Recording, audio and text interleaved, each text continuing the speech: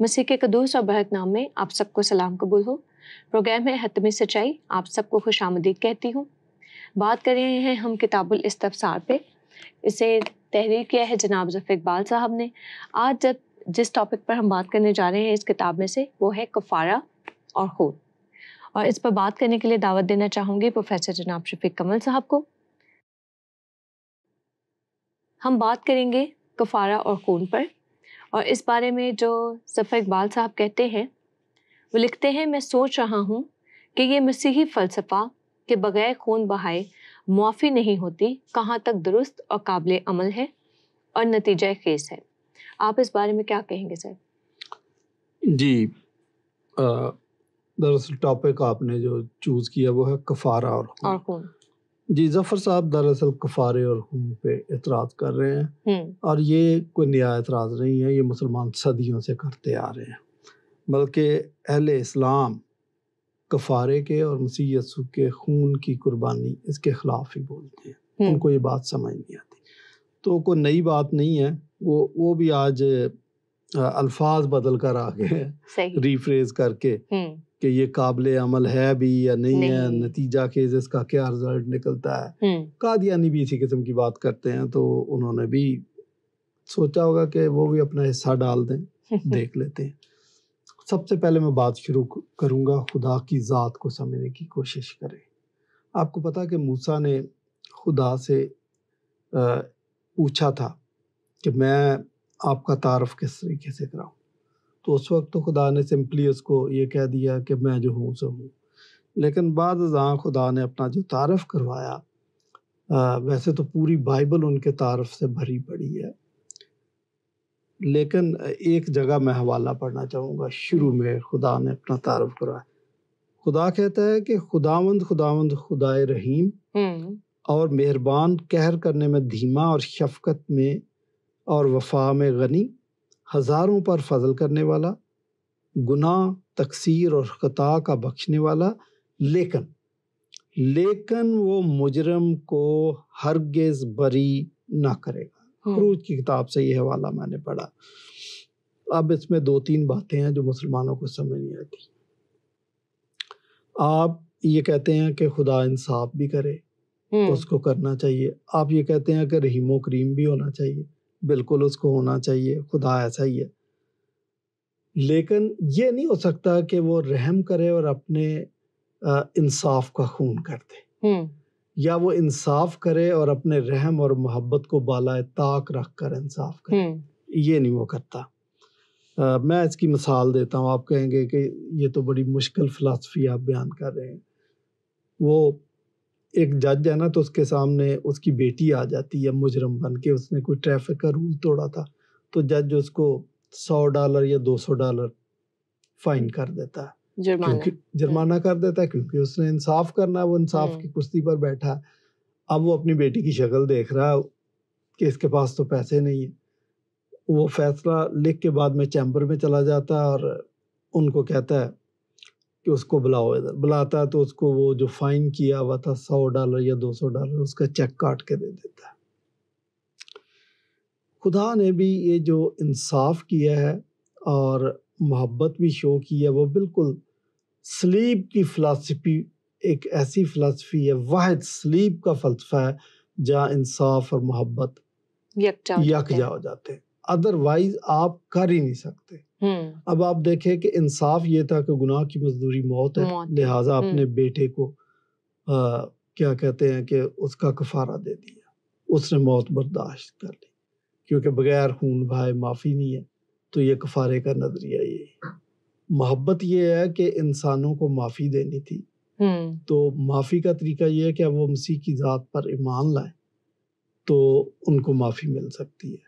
تو دونوں کام خدا نے کر دیا ہے کہ بنی نوع انسان سے محبت کے لیے کفارے کا انتظام کیا، اور انصاف بھی کر دیا اور محبت بھی کر دیا۔ یہ سلیب کی فلسفی ہے، اور میں سمجھتا ہوں خدا نے جو اپنی ذات کا تعارف کروایا کہ مجرم کو ہرگز بری نہ کروں گا، تو آپ یہ دیکھیں کہ اگر مسلمان یہ بھی سوچتے ہیں کہ بھئی وہ تو خدا ہے، وہ تو قادر مطلق ہے، وہ کہہ دے جاؤ معاف کیا، نہیں، یہ خدا ہٹلر نہیں ہے۔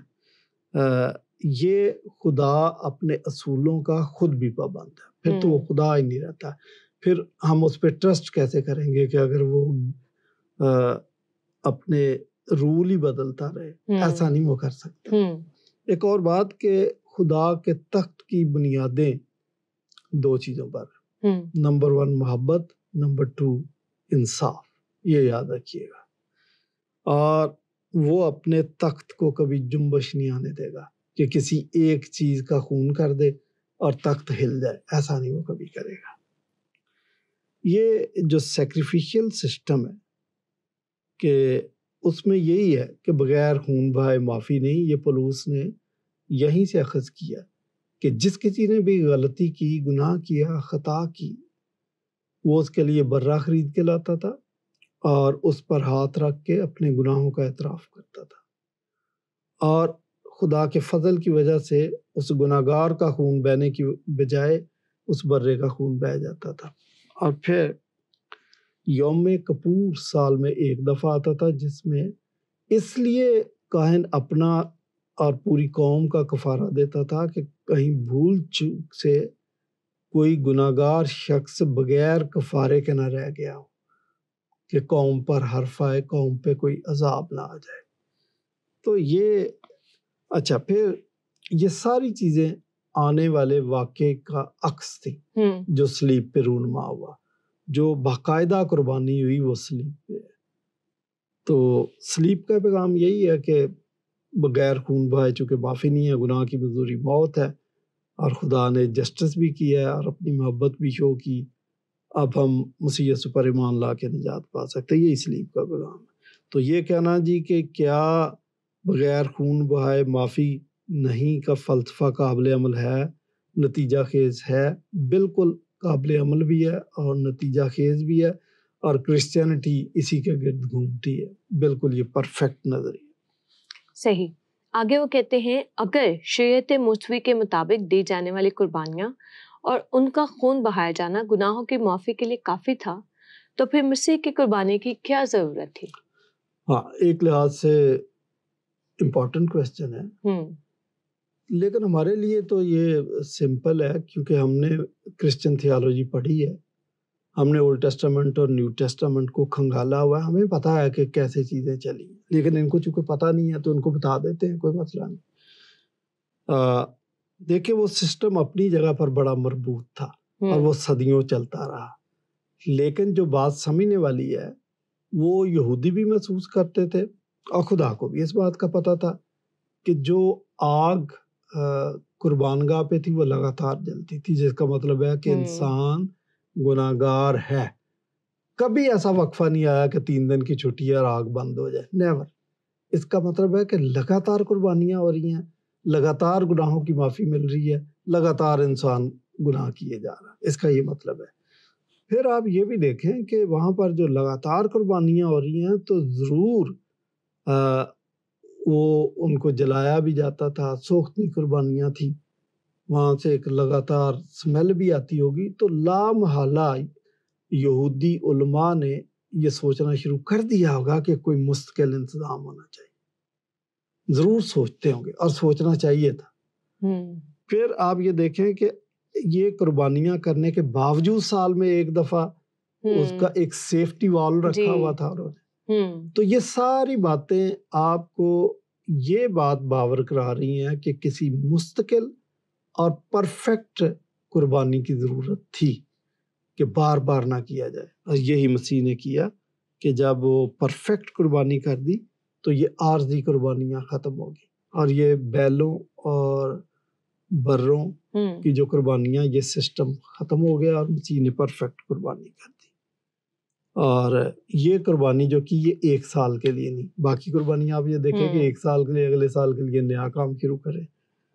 صحیح. کامل اور دائمی قربانی کر دیا. اب ہم نے صرف مسیح یسوع پر ایمان لانا ہے. تو یہی ہے، یہ آپ سمجھتے نہیں ہیں کہ وہ جی قربانیوں میں کیا نقص تھا. میں یہ تو نہیں کہوں گا کہ خدا کے بنائے ہوئے نظام میں نقص ہوتا ہے، لیکن میں یہ کہوں گا کہ وہ قربانیاں اتنی پرفیکٹ نہیں تھی یا وہ دائمی نہیں تھی. دائمی قربانی مسیح یسوع نے دے دی. کیونکہ وہ جتنی بھی چیزیں قربان کی جاتی تھی وہ کامل طور پر پرفیکٹ نہیں ہو سکتی. جی وہ خود بھی ظاہر ہے کہ وہ اتنا ہی کام کر سکتی تھی. جی آگے وہ کہتے ہیں اگر مسیح نے کسی وقت آ کر یہ قربانیاں ناقابلیت کی بنا پر موقوف ہی کرنی تھی تو پھر اولڈ ٹیسٹامنٹ اس نبوت کے بارے میں خاموش کیوں رہا؟ یہ بھی امپورٹنٹ کویسچن ہے. No doubt. بات یہ ہے کہ ہم تو یہ نہیں کہتے کہ اس سسٹم کو ہم کہیں کہ اس کی ناقابلیت تھی, وہ انیبل تھا, وہ اپنی جگہ پر مربوط تھا, کام کر رہا تھا, صدیوں کام کرتا رہا. بات یہ ہے کہ خدا کو اس بات کا پتہ تھا. میں سمجھتا ہوں کہ ان سالوں میں, ان صدیوں میں خدا نے بنی اسرائیل قوم کو ذہنی طور پر تیار کیا ہے کہ آپ کو پرفیکٹ کفارے کی ضرورت ہے, ذہنی طور پہ تیار کیا. اور بنی اسرائیل آپ کو پتہ ہے کہ ایک مسیحا کے انتظار میں تھے. صحیح. اور وہ یہ بھی سوچتے تھے کہ وہ ہمیں نجات دے گا. ہاں یہ بات الگ ہے کہ وہ نجات سیاسی تصور کرتے تھے, یہ نہیں سوچتے تھے کہ ہمیں گناہوں سے نجات دے گا. تو یہ ان کی میں سمجھتا ہوں کہ تشریح کرنے کا اس میں تھوڑی خامی تھی, لیکن وہ فیل کرتے تھے کہ پرفیکٹ مسیحا آنا چاہیے اور ہمیں نجات دے. اگلا سوال آپ کا یہ ہے, یا اس سوال کا حصہ یہ ہے کہ اگر یہی تھا کہ ان قربانیوں کی جگہ ایک پرفیکٹ قربانی آنے والی تھی, صلیب کا واقعہ ہونے والا تھا, تو اولڈ ٹیسٹامنٹ اس کے بارے میں خاموش کیوں ہے, نبوت کیوں ہے؟ اولڈ ٹیسٹامنٹ خاموش نہیں ہے. یہ الگ بات ہے کہ بنی اسرائیل بعض چیزوں کو سمجھنے سے قاصر رہے. وہ رومیوں 10ویں باب کی پہلی آیت میں پولس کہتا ہے کہ میں ان کے بارے میں گواہی دے سکتا ہوں کہ وہ خدا کے نام کی غیرت تو رکھتے ہیں مگر سمجھ کے ساتھ نہیں. کرنتھیوں میں لکھا ہے کہ جب تک وہ اولڈ ٹیسٹامنٹ پڑھتے ہیں ان کی آنکھوں کے سامنے ایک پردہ پڑا رہتا ہے, لیکن جب وہ مسیح میں آتے ہیں یا مسیح کو جان جاتے ہیں تو ان کی آنکھوں سے یہ پردہ ہٹ جاتا ہے, پھر وہ کھلی آنکھوں کے ساتھ چیزوں کو دیکھنا شروع کرتے ہیں. اور مسیح یسوع نے اپنے شاگردوں کے متعلق لکھا ہے کہ اس نے ان کے ذہن کو کھولا, تو پھر وہ یہ باتیں سمجھنا شروع ہوئے. پولس کی آنکھوں پہ بھی آپ کو پتا ہے کہ وہ یہودی تھا, اس کی آنکھوں پر چھلکے تھے, لٹرلی وہ چھلکے گرتے ہیں. آج بھی جو اولڈ ٹیسٹامنٹ یا نیو ٹیسٹامنٹ کو یا کرسچن تھیالوجی کو سمجھنے سے قاصر ہیں. میں یہ سمجھتا ہوں کہ ان کی آنکھوں پر چھلکے ہیں. ہمیں دعا کر کے ان کی ذہنی کیفیت کو درست کر کے, سوچوں کے دھارے تبدیل کر کے ان کی آنکھوں کے چھلکے اتارنا چاہیے تاکہ وہ مسیح کے جلال کی روشنی کو محسوس کر کے اس کو پہچان سکیں. یہ ہماری ڈیوٹیز میں سے ہیں. تو یہ کہنا کہ جی اولڈ ٹیسٹامنٹ اس کے بارے میں خاموش ہے, کوئی نبوت ہی نہیں ہے, نبوت بالکل ہے. 2 باتیں میں بتا دیتا ہوں, اور بھی ہوں گی, لیکن آپ کو 2 ریفرنس کافی ہیں نا.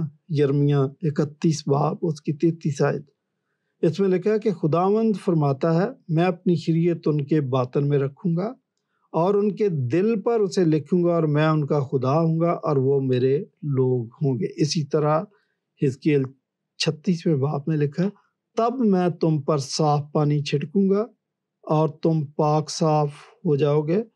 میں تم کو تمہاری گندگی سے اور تمہارے بتوں سے پاک کروں گا, اور میں تم کو ایک نیا دل بخشوں گا اور نئی روح تمہارے باطن میں ڈالوں گا. تو یہ جو نیا عہد ہے یہ اولڈ ٹیسٹامنٹ کی ان پیشگوئیوں کے مطابق ہی ہے, آل آف اے سڈن نہیں آ گیا تھا. تو شاید یہ بائبل کو یا اولڈ ٹیسٹامنٹ کو نیو ٹیسٹامنٹ کو سلیکٹیو حوالے پڑھتے ہیں. اس کو کہتے ہیں فیلسی آف چیری پکنگ, کہ اپنی مرضی کے حوالے پک کر لیے. یہ حرکت ابلیس نے کی تھی جب مسیح یسوع سے بات کر رہا تھا, تو وہ فیلسی آف چیری پکنگ کر رہا تھا کہ کچھ حوالے آؤٹ آف کانٹیکسٹ پڑھ لیے. تو مسیح یسوع کو یہی بتا رہے تھے کہ بھائی تو نے یہ حوالہ تو, سوری بھائی کا لفظ استعمال کر دیا, مجھ پہ کوئی فتویٰ نہ دے دے. وہ نواز شریف نے کہہ دیا قادیانی میرے بھائی ہیں, اس پہ فتویٰ لگ گیا کہ بھائی کیسے بھائی ہیں. مجھے بھی کہا کہ پادری شفیق نے ابلیس کو بھائی کہہ دیا, روانی میں کہہ گیا سوری. تو مسیح یسوع نے اس کو ابلیس کو کہا کہ بھائی تو نے یہ حوالہ تو پڑھ لیا, یہ حوالہ کیوں نہیں پڑھا. تو امیڈیٹ کانٹیکسٹ جب آپ نے پڑھنا ہوتا ہے تو اس کا براڈر کانٹیکسٹ بھی دیکھنا ایگزیکٹلی, پھر آپ نے اس کی تشریح کرنی ہے کہ وہ اکاموڈیٹ کیسے ہوتے ہیں. ایسے آپ تشریح نہیں کر سکتے اپنی مرضی سے. صحیح. تو بیک ٹو یور کویسچن کہ اس نئے عہد کے متعلق یا مسیح یسوع کی کامل قربانی کے متعلق کوئی ذکر نہیں ہے، ذکر ہے، اور بڑے واشگاف الفاظ میں ذکر ہے، آپ کو کھلی آنکھوں سے پڑھنا چاہیے۔ صحیح۔ اچھا، آگے وہ کہتے ہیں مسیح یسوع تو شریعت موسوی پر عمل کرنے کے لیے زور دیتے ہیں، زور دیتے رہے، اور کبھی بھی ان قربانیوں کا ناکاملیت اور اس بنا پر ان کی بجائے تسلیب موقوفی کے متعلق نہ بتایا۔ دیکھیں، اولڈ ٹیسٹامنٹ کے متعلق بالکل مسیح یسوع یہ کہتے تھے کہ اس کو بلکہ حوالے بھی دیتے تھے۔ 20 کیوں حوالے مسیح یسوع نے اولڈ ٹیسٹامنٹ سے دیے، بلکہ جو کرسچنز نے اولڈ ٹیسٹامنٹ کو پڑھنا شروع کیا اور اس کو کرسچن بک بنایا، وہ اسی بات پہ بنایا کہ مسیح یسوع اس کو استعمال کرتے تھے اولڈ ٹیسٹامنٹ کو، تو بالکل وہ کرتے تھے۔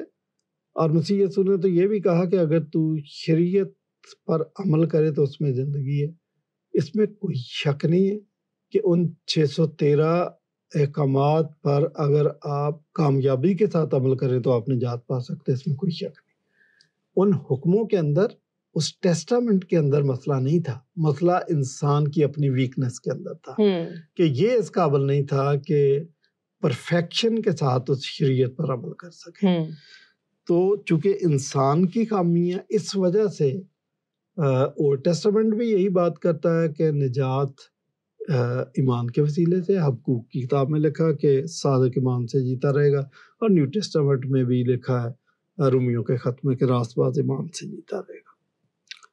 تو دوسری بات کہ مسیح یسوع نے کیا سوال آپ کا کیا تھا کہ موسوی شریعت موسوی پر عمل کرنے کے لیے زور دیتے رہے اور قربانیوں کی ناکاملیت یا اس بنا پر ان کی بذریعہ تسلیم موقوفی کے متعلق نہ بتایا تھا مسیح یسوع نے۔ مسیح یسوع نے یوحنا کی انجیل 12ویں باب میں لکھا ہے کہ ضرور ہے کہ ابن آدم اونچے پر چڑھایا جائے گا، اور جب تک وہ اونچے پر نہ چڑھایا جائے گا تو ان کو اوپر نہیں کھینچ سکتا۔ اپنی قربانی کے متعلق ریپیٹڈلی مسیح یسوع نے یہ بات باور کرائی ہے کہ وہ گنہگاروں کے حوالے کیا جائے گا، ٹھیک ہے، اور بعد میں رسولوں نے بھی یہی تعلیم دی ہے۔ یہ آپ کیسے کہہ سکتے ہیں کہ مسیح یسوع نے یہ کہا نہیں؟ مسیح یسوع نے بھی کہا، اور مسیح یسوع کی زمینی زندگی کے دوران دیگر لوگوں نے بھی اشارتاً یہ کہہ دیا تھا۔ حنا کے متعلق لکھا ہے کہ وہ نجات کی منتظر تھی، اس سے مسیح یسوع کو دیکھا اور تسلی پائی۔ اور شمعون بزرگ نے بھی کہا کہ آسمان کی طرف منہ کر کے باپ اب مجھے رخصت کر، کیونکہ میں نے تیری نجات دیکھ لی ہے، اپنی آنکھوں سے دیکھ لی۔ اور ایک اور سردار کاہن نے بھی کہا کہ تم لوگ سمجھتے نہیں ہو کہ پوری بجائے اس کے کہ پوری امت ہلاک ہو، اس کی بجائے ایک شخص قربانی دے دے۔ تو وہ بھی مسیح یسوع کی قربانی کی طرف اشارہ کر رہا تھا۔ تو مسیح یسوع نے بذات خود بھی یہ کہا۔ تو پھر مسیح یسوع نے یہ بھی کہا کہ میں اپنے خون سے ایک نیا عہد باندھتا ہوں۔ یہ اس میں تو کلیئر کٹ بات اپنے شاگردوں کو یہ بھی کہا کہ شاعربانی کی رسم میں جاری کر رہا ہوں، میری یادگاری میں ایسا کیا کرنا، اور اس میں خون اور گوشت جو کیا کہتے علامتاً ان کو بتایا، وہ اپنی قربانی کی طرف اشارہ کیا، بلکہ کہا کہ میں اپنا بدن تمہیں دیتا ہوں۔ ہاں، بدن تمہیں دیتا ہوں، اپنا خون۔ تو یہ اپنی قربانی کی طرف اشارہ کر رہے تھے۔ کیسے کہتے ہیں کہ مسیح یسوع نے ذکر نہیں کیا آپ نے سمجھا نہیں ہے، یا آپ سمجھنا نہیں چاہتے، آپ کی مرضی۔ صحیح۔ آگے وہ کہتے ہیں اگر خدا کو اپنے بندوں کو معاف کرنے کے لیے خون ہی چاہیے تو خدا سے منسوب وہ تمام تعریفیں کیا ہوئیں جن میں اس کا رحم کرنا، معاف کرنا، کرم کرنا وغیرہ بیان کیا جاتا ہے؟ اگر سزا بھی اسی کی طرف سے ہے اور قانون بھی اسی کی طرف سے، تو پھر خون ہی کیوں؟ گنہگار کے مال و دولت کو آگ لگائی جا سکتی تھی، بال منڈوانا وغیرہ وغیرہ۔ یہ دیکھیں، یہ کوشش کرتے ہیں جو مسلمان ہے نا، اس کی یہ مجبوری ہے کہ اس کے دماغ میں اسلامک سافٹ ویئر ہے۔ میں کبھی کبھی کہہ دیتا ہوں عربی سافٹ ویئر ہے۔ اس کی یہ مجبوری ہے کہ جس کے دماغ میں ایک سافٹ ویئر انسٹال ہے وہ اس کو استعمال میں ضرور لائے گا۔ یہاں پر بھی وہ لا رہے، یہ بال منڈوانا، یہ پتھروں کو چومنا، پتھروں کا طواف کرنا، یہ اسلامی سافٹ ویئر ہے۔ تو ہمیں یہ مشورہ دے رہے ہیں کہ نجات کے یہ بھی طریقے ہیں، کیونکہ میں نے ایک حدیث میں پڑھا ہے کہ اس کو جو چومنے اس سے انسان کے گناہ ختم ہو جاتے ہیں، پتھر کو چومنے سے۔ تو وہ یہی ہمیں مشورہ دے رہے ہیں، لیکن بائبل ان تمام چیزوں سے منع کرتی ہے۔ بائبل ایک ہی بات کہتی ہے کہ گناہ کی مزدوری موت ہے، اور بغیر خون بہائے معافی نہیں، اور خون پرفیکٹ برے کا ہونا چاہیے، اور وہ پرفیکٹ برہ صرف مسیح ہے، جس کے بارے میں یوحنا نے کہا تھا کہ دیکھو یہ خدا کا برہ ہے جو اس جہان کے گناہ اٹھا لے جاتا ہے، اس کے علاوہ کوئی نجات دے نہیں سکتا۔ سلیب کا پیغام یہی ہے۔ رہی بات آپ نے کہا کہ خدا کی تو اور بھی خوبیاں ہیں، مثلا معاف کرنا، رحم کرنا، بالکل ہے، لیکن خدا اپنی کسی ایک خوبی کو کام میں لانے کے لیے دوسری خوبی کا بیڑا نہیں غرق کر سکتا۔ یہ آپ خدا کے بارے میں غلط سوچتے ہیں، شاید وہ انسانوں کے بارے میں سوچتے ہیں۔ ان کے ذہن میں خدا کا کانسیپٹ ایک ہٹلر کی طرح ہے۔ ان کے ذہن میں، مسلمانوں کے ذہن میں خدا کا کانسیپٹ ہلاکو خان کی طرح ہے، کہ یہ یا بادشاہ کی طرح ہے۔ دنیاوی بادشاہ آپ کو پتہ ہے کہ وہ کسی پر رحم آ جائے، میں ایک مثال دیتا ہوں کہ وہ انصاف کیسے کرتے تھے۔ وہ اس بات کی پرواہ نہیں کرتے تھے کہ میرا انصاف ہو رہا ہے تو میرا رحم بھی باقی رہنا چاہیے، یا اگر میں رحم کر رہا ہوں تو میرا انصاف بھی باقی۔ یہ بات صرف بائبل کے خدا نے بتائی ہے، یہ بات صرف سلیب پر پوری ہوئی ہے، اس کے علاوہ نہیں۔ میں ایک مثال دے دیتا ہوں کہ یہ جو بادشاہ تھے، ان کے پاس زنجیر قید تھی، کیس آ گیا، جی یہ بندہ ہے، اس نے 100 قتل کیے، اچھا اتنا بہادر آدمی، اس کو ہیرے جواہرات بھی دو، پیسے بھی دو، اور اس کے سر پر دستار فضیلت بھی رکھو، اتنا بہادر آدمی، یہ تو ریاست کے لیے جناب بڑے کام کی چیز ہے۔ چلیں جی، یہ فیصلہ ہو گیا۔ نیکسٹ دوسرے بندے نے زنجیر کھینچی، یہ جی ایک بندہ چور ہے، کیا چوری کی اس نے؟ جی اس کو کہتا بھوک لگی ہوئی تو کسی کسان کا خربوزہ توڑ لیا۔ اچھا چوری، اور وہ بھی خربوزہ توڑا ہے، اس کے دونوں ہاتھ کاٹ دو۔ بادشاہوں کے فیصلے اس قسم کے ہوتے ہیں۔ آپ خدا کو بھی یہی مشورہ دے رہے ہیں کہ بھی خدا بھی ایسے کرتا ہے؟ نہیں۔ دیکھیں خدا کے انصاف کی میں ایک اور مثال آپ کو دیتا ہوں، یہ رشین ہسٹری کا سچا واقعہ ہے۔ جب بادشاہت ہوا کرتی تھی، ایک بادشاہ تھا، اس کے انصاف کے بڑے چرچے تھے، دور دور تک لوگ اس کے انصاف کو مانتے تھے کہ کچھ بھی ہو یہ انصاف کرتا ہے۔ ایک دفعہ اس کا ہیروں کا خاندانی ہار گم ہو گیا۔ آج کل عمران خان کے ہیروں کے ہار کے بڑے چرچے ہیں کہ اس نے بیچ دیا۔ تو آپ یہ دیکھیں کہ یہ توشہ خانہ کے جو تحفے ہوتے ہیں ان کی اہمیت کتنی۔ ہار گم ہو گیا تو وہ بڑا تیش میں آ گیا، اس نے کہا کہ ہار تلاش کرو، اور جلدی سے جلدی، اور جس کسی سے بھی ہار ملے اس کو سرے عام 100 کوڑے لگائے جائیں۔ اب بادشاہ کا حکم ہو تو ہار نہ تلاش کیا جائے۔ وہ ساری رعایا لگ گئی، ساری مشینری حرکت میں آ گئی۔ ہفتے 10 دن کے اندر بادشاہ کو خبر دی گئی کہ بادشاہ سلامت، مبارک ہو۔ تو کیا ہوا؟ وہ آپ کا ہیروں کا ہار مل گیا۔ اس نے کہا اگر ہار مل گیا تو پھر خوشی مناؤ، آپ کے منہ کو لٹکے ہوئے ہیں، یہ تو خوشی کی بات ہے۔ انہوں نے کہا خوشی کی بات ہے، لیکن جناب کا حکم یہ ہے کہ جس کسی سے ہار ملے اس کو 100 کوڑے بھی لگانے ہیں۔ انہوں نے کہا تو لگاؤ۔ انہوں نے کہا وہ ہار ملا آپ کی والدہ ماجدہ کے صندوق سے۔ اب بادشاہ کا منہ لٹک گیا کہ لوگ کیا کہیں گے کہ میں نے تو بات کی ہوئی ہے اور اب ہار بھی مل گیا اور میری والدہ سے ملا، تو مجھے تو انصاف کرنا ہے، اب والدہ کو میں کیا کروں، کوڑے لگاؤں؟ پریشان ہو گیا، سوچ میں گم ہو گیا۔ 5-10 منٹ کے بعد کہتا ہے کہ کچھ بھی ہو، بے شک میری والدہ ہے، میں اس سے محبت کرتا ہوں، میں دیکھ نہیں سکوں گا، لیکن میں نے انصاف بھی کرنا ہے، میں انصاف کی کرسی پر بیٹھا ہوں، کچھ بھی ہو، کل 11 بجے اس کو اس شکنجے میں کسو اور 100 کوڑے سرے عام لگائے جائیں۔ جہاں 100 لوگ دیکھنے آتے تھے، اب کہ بادشاہ اپنی ماں کے ساتھ کیا کرتا ہے، وہاں ہزاروں لوگ آ گئے۔ اس کی ماں کو اگلے دن دربار میں درباریوں کے سامنے شکنجے میں کس دیا گیا، اور ابھی 10 کوڑے لگے تھے تو ماں نے چیخنا شروع کر دیا، اس کا خون رسنے لگا۔ بادشاہ نے کہا روک دو۔ اب لوگوں کا سانس روک گیا، ان کی آنکھیں کھلی کی کھلی رہ گئیں کہ اب بادشاہ کیا کرنے لگا، یہ تو لگتا کہ انصاف کا خون کر دے گا۔ اس نے کہا میری ماں کو جو شکنجے میں کسا ہوا ہے اس کو کھول دو۔ انہوں نے کھول دیا۔ اب بادشاہ نے کہا کہ اس کی جگہ مجھے کس دو۔ اب بادشاہ کا حکم تھا، انہوں نے بادشاہ کو کس دیا۔ بادشاہ نے کہا باقی کے 90 کوڑے میری پیٹھ پر لگا، اور انہوں نے اسی سپیڈ سے اسی زور سے باقی کے 90 کوڑے اس پہ لگائے۔ اس کو کہتے ہیں کہ انصاف اور محبت یکجا کر دینا۔ خدا نے اسی طریقے سے کیا۔ تو آپ جو ہمیں مشورہ دے رہے ہیں جی اس کو یہ کر لینا چاہیے تھا، اس کو یہ کر لینا چاہیے تھا، بال منڈوا دینے چاہیے تھا، اس کا منہ کالا کر دینا چاہیے تھا، یہ کر دینا چاہیے تھا، نو۔ جو خدا نے طریقہ، خدا سے بہتر تو کوئی نہیں سمجھ سکتا، ہماری عقل اس سے زیادہ ہے جس نے پوری کائنات کو بنایا اور چلا بھی رہا۔ اور آپ کو پتا کہ 25 ایسی چیزیں ہیں جن میں خدا نے فائن ٹیوننگ کی ہے، ورنہ کائنات چل نہیں سکتی۔ اس خدا کو ہم مشورہ دیں کہ نہیں جی آپ یہ طریقہ اختیار کر لو، یہ بالکل وہ یہودیوں والی سوچ ہے کہ ہیکل کے اندر انہوں نے ایکسٹرا دیوار بنا دی، لیکن خدا کو تو پتہ نہیں چلا، غیر قوم کے لوگ آئیں گے ہاتھ لگا دیں گے ناپاک ہو جائے گی۔ خدا کو مشورہ دے رہے ہیں، یہ بھی خدا کو مشورہ دے رہے ہیں۔ میں کہتا ہوں ہمیں بہت زیادہ خدا سے ڈرنا چاہیے، اور اس قسم کی حرکت، اس قسم کی بات نہیں کرنی چاہیے۔ یہی دراصل بلاسفیمی ہے جو لوگ سمجھتے نہیں ہیں۔ جب دانستہ ہم اس قسم کی بات کر دیتے ہیں خدا کی ذات کے متعلق، یا خدا کو کوئی مشورہ دیتے ہیں، تو یہ انتہائی خطرناک بات ہے۔